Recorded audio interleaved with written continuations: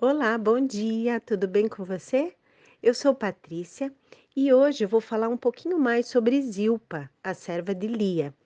Eu vou ler Gênesis 30, do 10 ao 13, onde conta que ela, Zilpa, deu filhos a Jacó.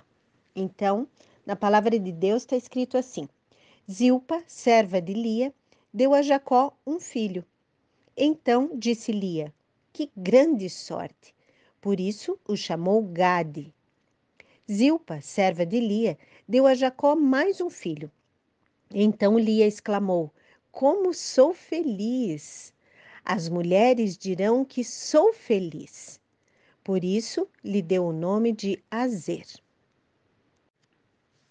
Então, quando eu li esse texto, eu pensei, nossa, o que que eu vou falar que de Zilpa deu filhos a Jacó, né? A mais do que já está escrito. A gente lê ali, já sabe o nome dos filhos e tal, né? E o que Lia sentiu quando cada um nasceu. Mas a palavra de Deus é muito mais profunda do que isso.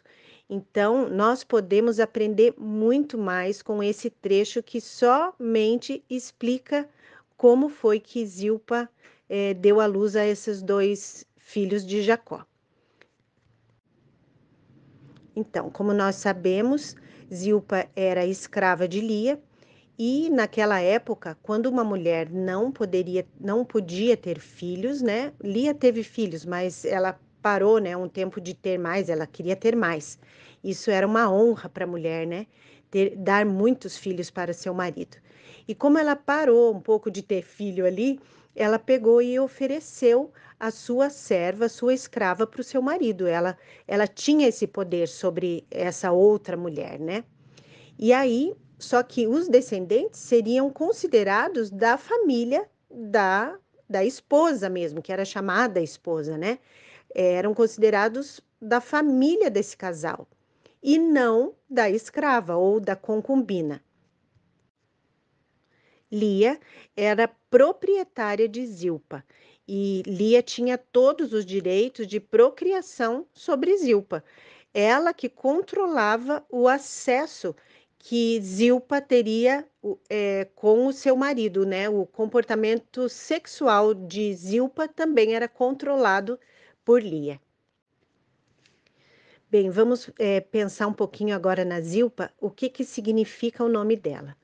Do hebraico, eu encontrei, significa um pingo, uma gota de orvalho. Também pode ser traduzido como gota ou gotejar. O que que uma gota, né, um gotejar fica fazendo? Quando você ouve uma gotinha insistente num vazamento, alguma coisa. É uma persistência, é uma perseverança. Continuar acreditando e agindo de acordo com aquilo que Deus tem de propósito na tua vida, né? Então, não era simplesmente procriar, mas Deus tinha um propósito na vida de Zilpa, que era dar dois dos filhos que Jacó teve, dos 12 que ele teve, né? Então, é muito importante a gente sempre persistir nas coisas. Se você sabe que Deus tem um propósito na tua vida e ainda não aconteceu, você precisa persistir, né? Como uma gotinha que fica ali gotejando. Outra coisa interessante que eu li na Bíblia foi que em Gênesis 31:50 conta que Jacó e Labão fizeram um acordo, onde Jacó não poderia ter outras esposas além de Lia e Raquel. Depois da morte delas, das esposas, né, a Bíblia só conta sobre a morte de Raquel, mas depois que elas morreram, Zilpa e Bila foram consideradas possivelmente como esposas de Jacó. Então agora a gente pode dizer que Zilpa mudou de status. De concubina de Jacó passou a ser esposa de Jacó, né? E por consequência disso passou a ser mãe dos seus próprios filhos. Porque, como nós lemos, quem escolheu o nome dos filhos foi Lia, né? Quem levava a fama de ser mãe dos filhos de Jacó era Lia. E agora nós podemos ver que Zilpa alcançou esse status de mãe pela sua devoção à sua senhora, né, a Lia, sempre respeitosa com as suas atitudes, humilde, sempre usando de sabedoria, né? A gente não vê ela se pronunciar ali na Bíblia, dando palpite ou falando alguma coisa, reivindicando, né? Assim, bem diferente de Agar, né, com Sara, que até Sara teve que expulsar ela, Abraão teve que expulsar ela do acampamento. Mas Zilpa não. Zilpa sempre se mostrou sábia, cooperativa, submissa, mesmo que ela ainda não fosse considerada esposa ou mãe, né? E diferente de Lia e Raquel também, que viviam brigando, vendo quem que era melhor e competindo. Então, essa atitude de Zilpa levou os seus filhos, né, Gade e Azer, a serem incluídos na história de Jacó. Durante a leitura ali da Bíblia sobre, né, tudo o que aconteceu com os filhos de Jacó, a gente pode perceber que os filhos das concubinas quase não davam palpite, eram seguidas mais as ideias, né, dos filhos das esposas mesmo, né? Então, a partir disso, dessa atitude, né, de Zilpa, além de serem incluídos na história de Jacó, os filhos dela também receberam bênçãos especiais na morte de Jacó, né? A gente pode ler na Bíblia, ali mais para frente, quando Jacó morre, ele dá uma bênção para cada filho e eles, cada um, recebeu uma bênção especial.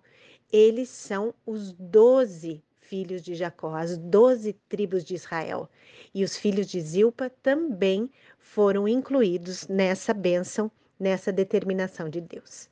Então, que nós, né, como mães, que sempre fazemos tudo pelos nossos filhos, queremos um futuro melhor para eles, podemos nos espelhar em Zilpa, porque ela também, bem quietinha ali, obediente, foi trabalhando, né, sendo considerada no final e como mãe e também os seus filhos, ela podendo ver os seus filhos recebendo bênçãos assim que chegam até nós, né? Até hoje as bênçãos chegam até nós desse povo que Deus separou, dessas tribos aí.